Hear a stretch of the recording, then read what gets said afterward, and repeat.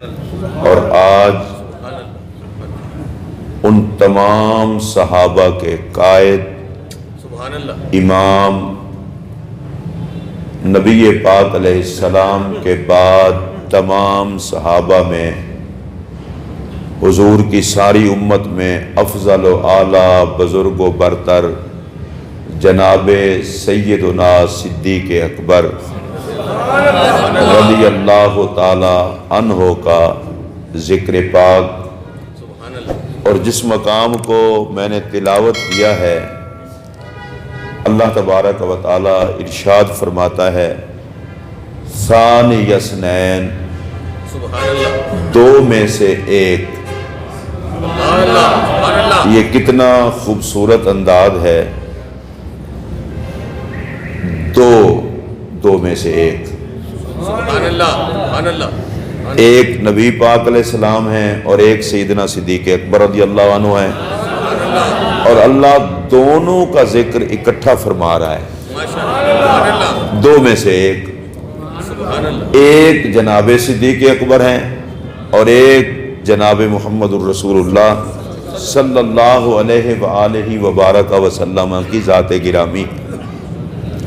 اذ یقول لصاحبہ، جب فرما رہے ہیں اپنے ساتھی کو، نبی پاک صلی اللہ علیہ وسلم کے صحابہ کی جماعت میں یہ منفرد تنہا جناب صدیق اکبر رضی اللہ تعالی عنہ کا اعزاز ہے کہ رب نے قرآن میں انہیں حضور کا ساتھی فرمایا ہے۔ صاحب کہتے ہیں ساتھی کو، دوست کو، یار کو۔ اعزاز دیکھیے جناب صدیق اکبر کا کہ قرآن میں آپ کو نبی پاک کا ساتھی کہا گیا ہے۔ جب رسول اللہ علیہ السلام اپنے ساتھی سے فرما رہے تھے لا تحزن، غم نہ کر، ان اللہ معنا، بے شک اللہ ہمارے ساتھ ہے، اے ابو بکر اللہ میرے بھی ساتھ ہے، تیرے بھی ساتھ ہے۔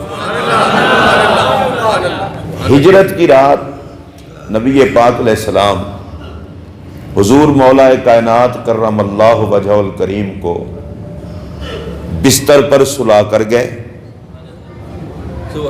اور اپنے جان کے دشمنوں کی امانتیں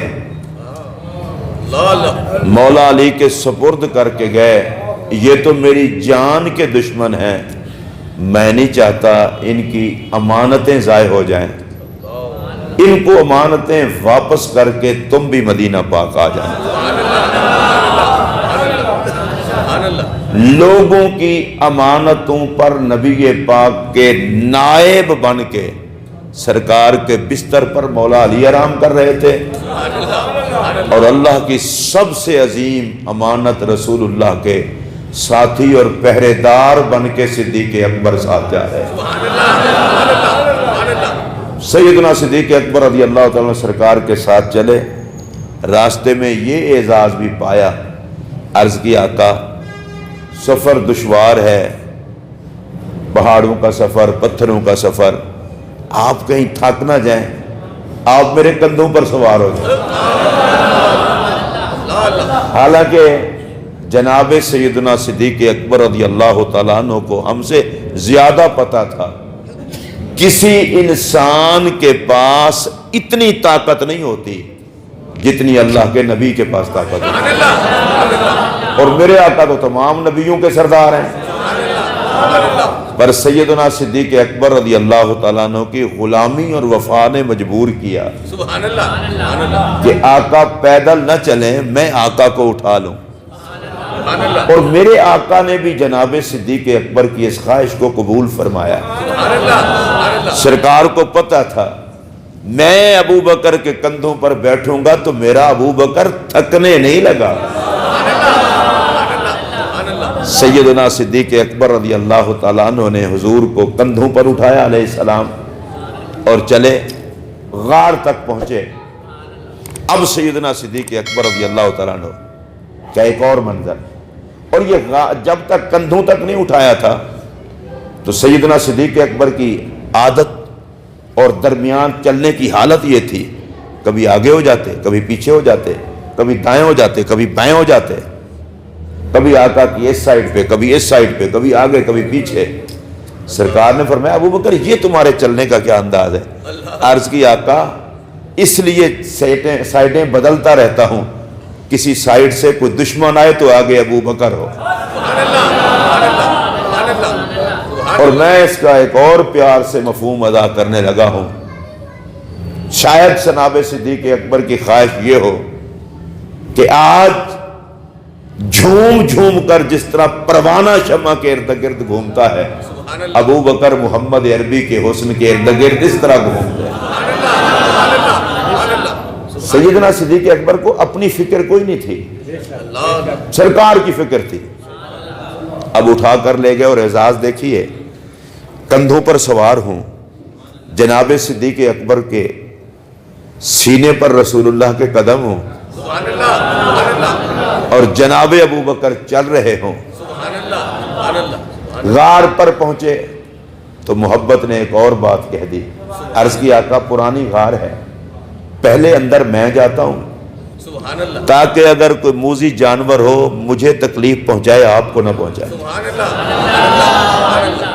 سرکار نے اجازت دے دی، گئے غار شار صاف کی، صاف کر کے چادر جو اوپر اوڑی ہوئی تھی وہ پھاڑ پھاڑ کے سوراخ بند کیے، پھر سرکار کی بارگاہ میں عرض کی آپ تشریف لے آئیں، لے گئے اندر۔ اب 2 سوراخ باقی بچے تھے، ان سوراخوں میں سیدنا صدیق اکبر رضی اللہ تعالیٰ عنہ نے اپنی ایڑیاں رکھ لی تاکہ کوئی چیز نکلنے نہ پائے، اور سرکار کی خدمت میں عرض کی سرکار آپ میری گود میں آرام فرمائیں۔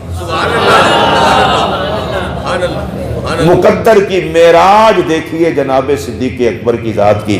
اب میں یہاں ایک بات کہنا چاہتا ہوں، جس کی گود میں رسول آرام کرے اور جو نبی کے پہلو میں قیامت تک کے لیے سویا ہو، کسی گھٹیا بندے کو کیا پتا کہ وہ صدیق اکبر کے شان کا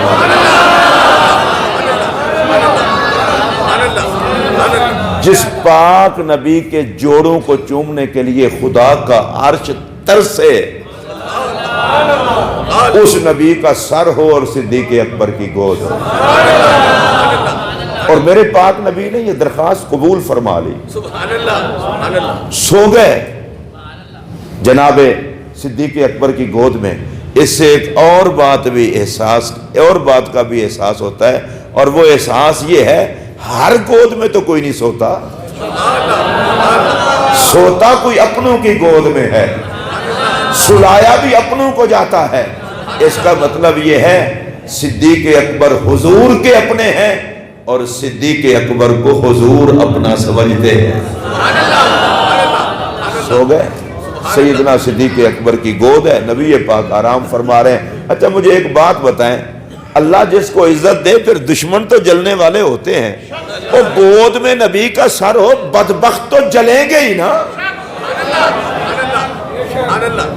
اور نبی پہلو میں سلا لے، کمینوں سے تو برداشت نہیں نہ ہوگا، پر غلام تو کہیں گے سلام اس گود کو جس میں نبی آرام کر رہا ہے، اور سلام اس ابو بکر کو جو نبی کے پہلو میں آرام کر رہا ہے۔